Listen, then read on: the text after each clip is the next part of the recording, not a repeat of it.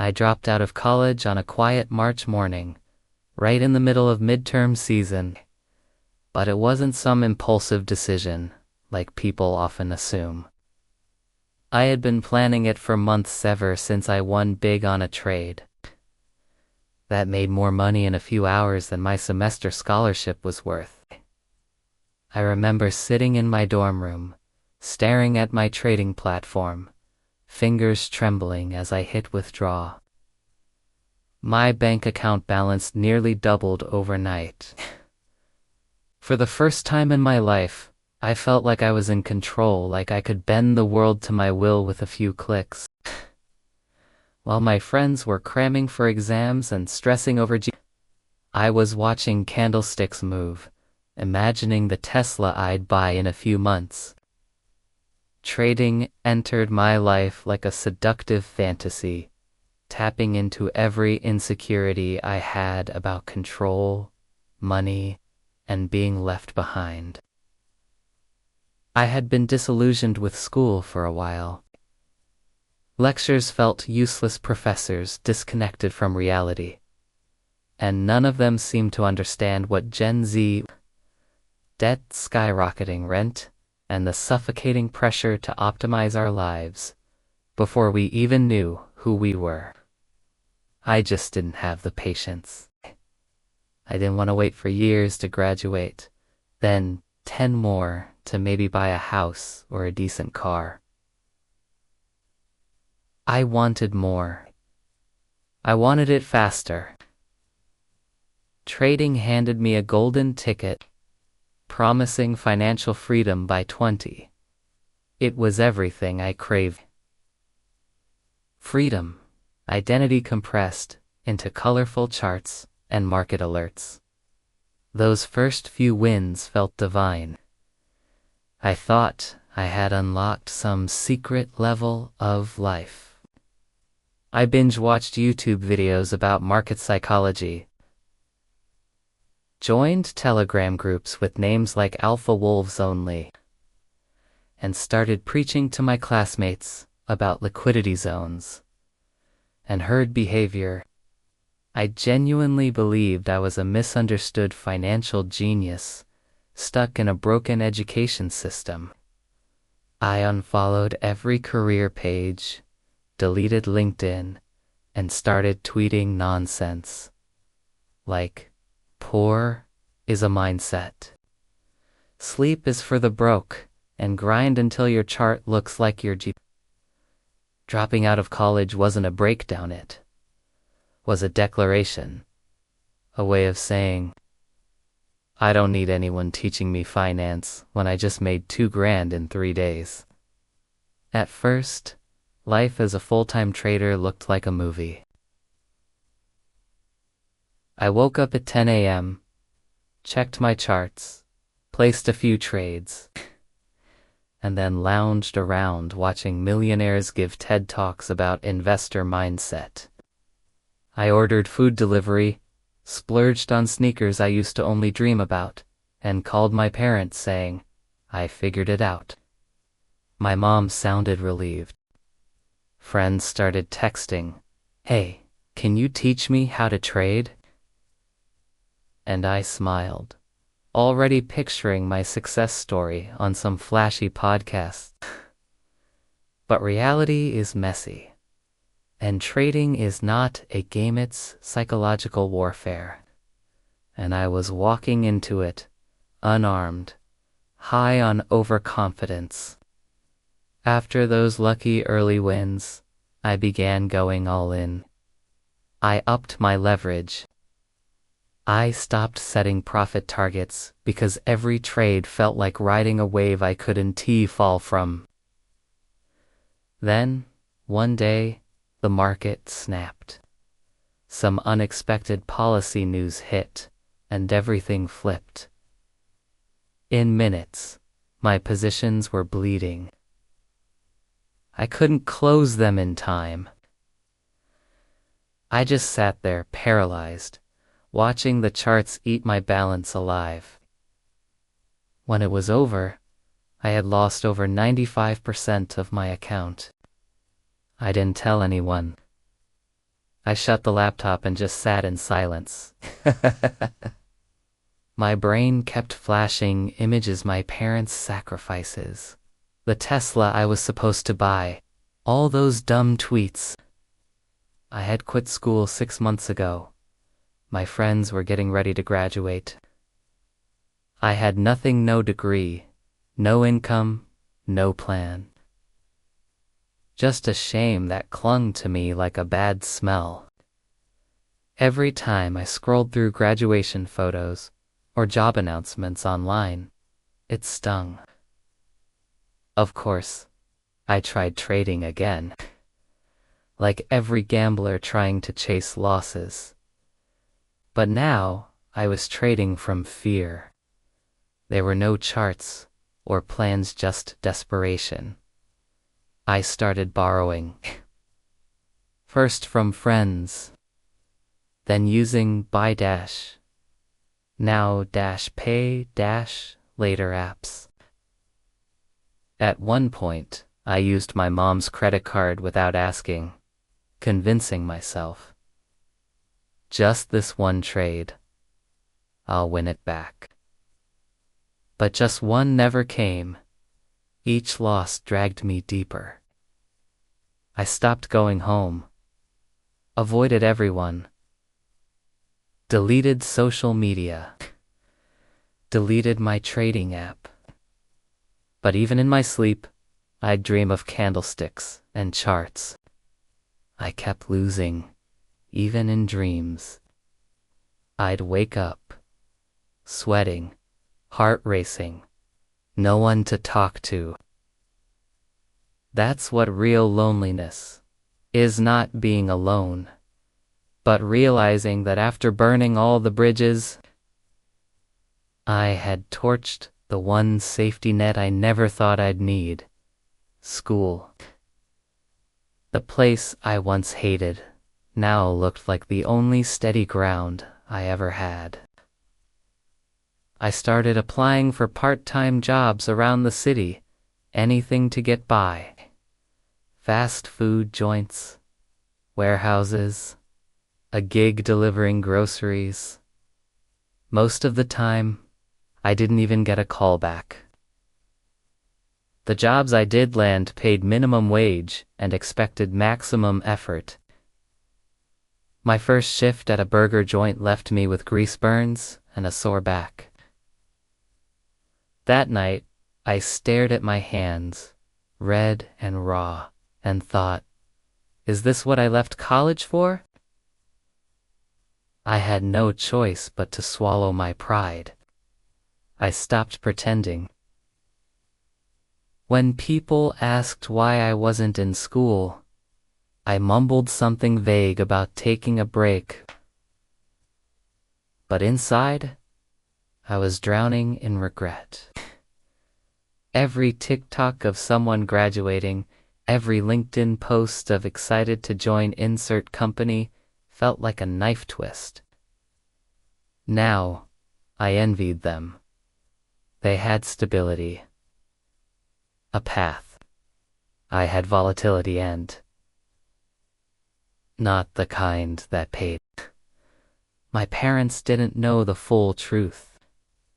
I told them I was freelancing. I kept the lie going for months, showing them edited screenshots, pretending to trade part-time.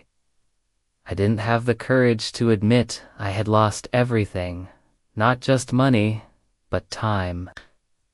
I watched them still support me, sending grocery money, asking how I was doing. That guilt crushed me more than any losing trade. My days became a blur of shifts, late-night crying spells, and trying to figure it out. I tried. Reskilling, took a few online courses, even watched motivational videos until I wanted to puke, but nothing stuck. My mind kept circling back to the moment I pressed withdraw that day in the dorm room. That dopamine hit. That illusion of control. I chased that high for so long, I didn't realize I'd sold off my future in installments. There were moments I considered going back to school. I even visited the campus once, hoping I could quietly blend in and pretend I still belonged. My friends were gone. The bulletin boards had new flyers. I wasn't a student anymore. I wasn't anything. Just some dropout who once thought he was the next Wolf of Wall Street and ended up bussing tables at a diner for tips. I remember this one night. A slow shift. I was wiping down the counter, and two guys at a booth were loudly talking about Bitcoin. One of them said he'd just made 30% on some altcoin pump. I froze. My heart sped up. That itch returned. That voice in my head whispered, "You still know how this works. You could get it all back." For a moment, I imagined myself jumping back in. One more try. But then I looked at my reflection in the window, tired, broke, a little broken, and just kept wiping. You don't realize how deep the wounds go until you see yourself try to dress them with hope. Every comeback I imagined was just a fantasy built on the same ego that got me here. Trading didn't ruin me. I did. Because I refused to accept that slow and steady might actually win the race. The weirdest part is how lonely it all felt. Nobody really talks about the aftermath. The influencers only post wins. The forums only highlight big green days.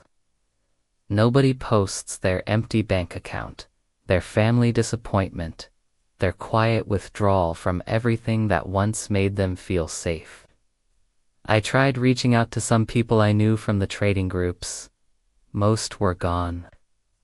A few were still pretending to be successful, reposting screenshots and giving advice they probably didn't follow themselves. One guy confessed he was driving for Uber full-time now. We talked for hours that night. Two broken dreamers, comparing scars like veterans of a war we never trained for. Eventually, I stopped trading completely.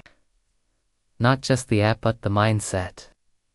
I stopped seeing every opportunity as a risk-reward calculation. I stopped chasing the next big thing.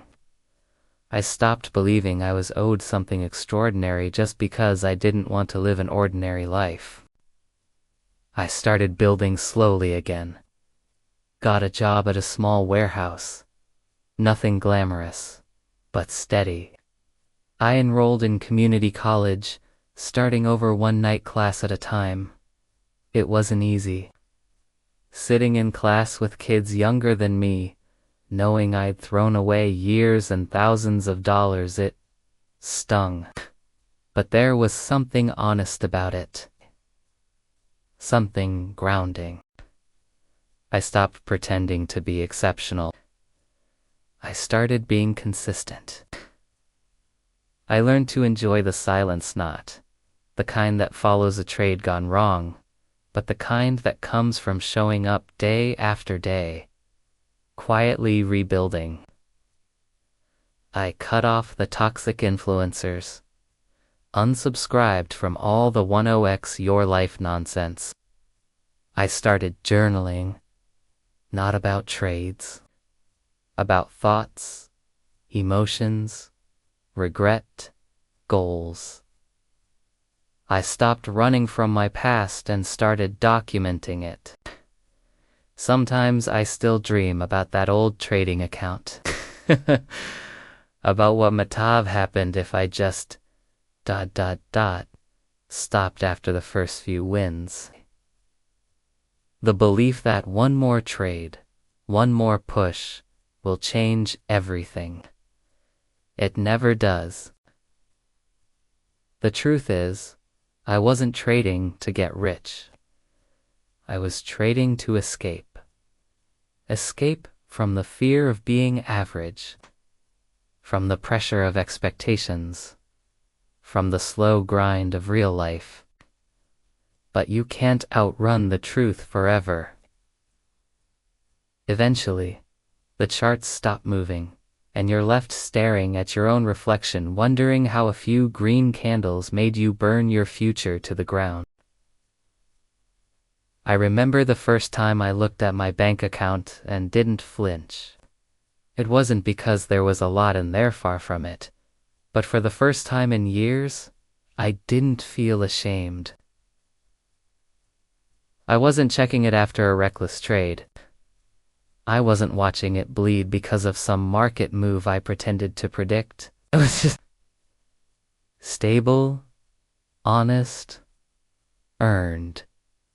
And that meant something. There's a weird kind of peace that comes after the storm of failure.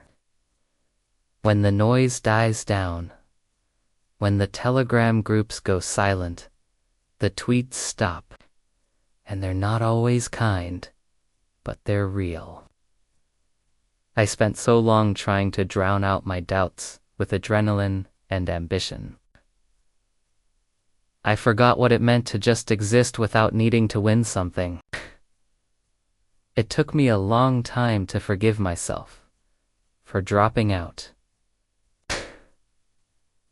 for lying, for losing money that wasn't just mine, but belonged to the people who believed in me, for wasting time, for trading away my 20s for a dream I didn't even understand.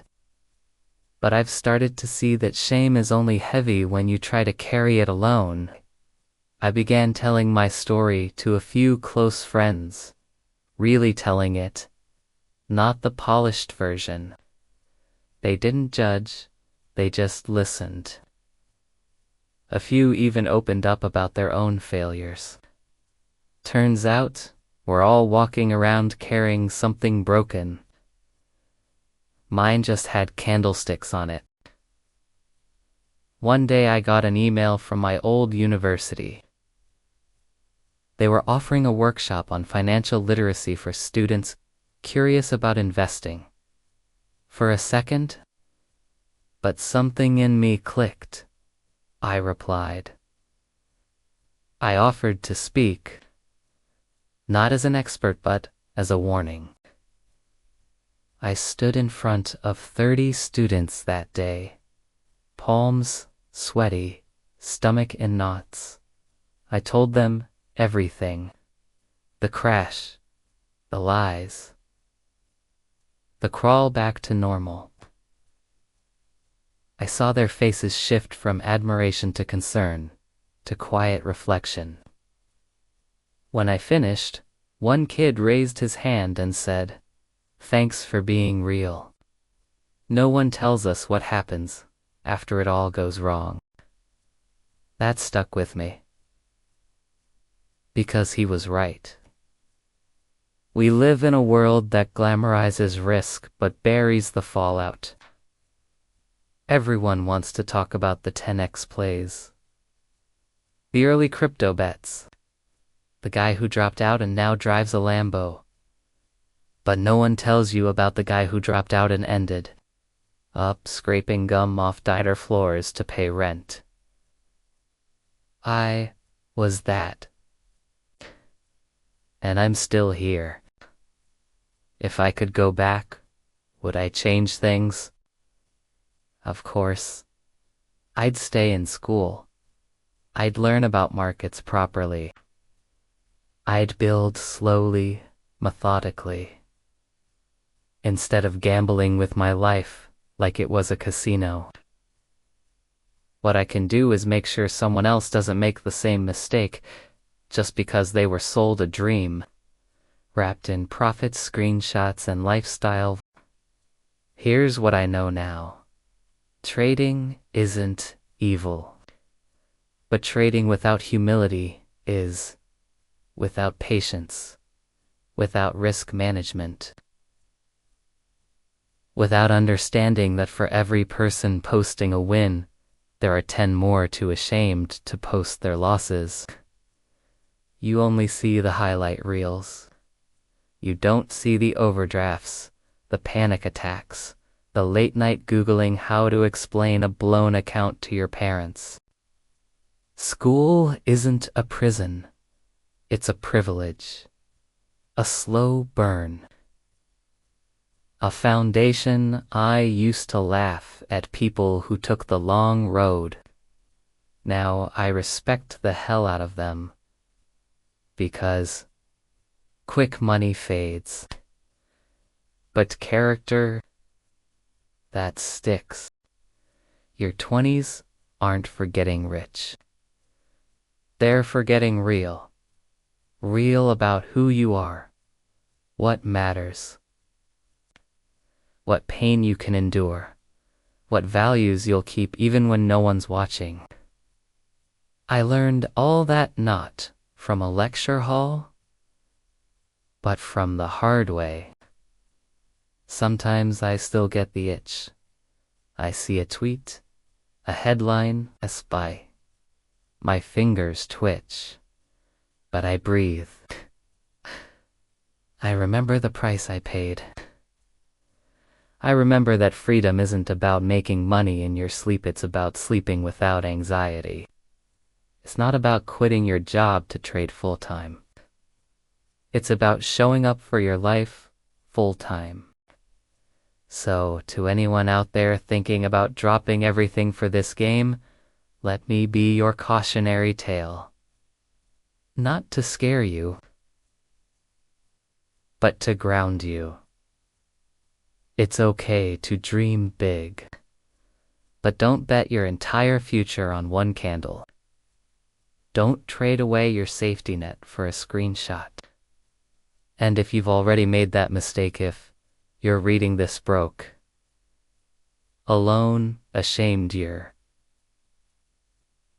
not finished. You're just at a hard checkpoint. Get up. Start small. Be boring. Be consistent. Be kind to yourself. Build again, not from hype, but from truth. You don't need to become a millionaire by 25. You just need to still like yourself by 30.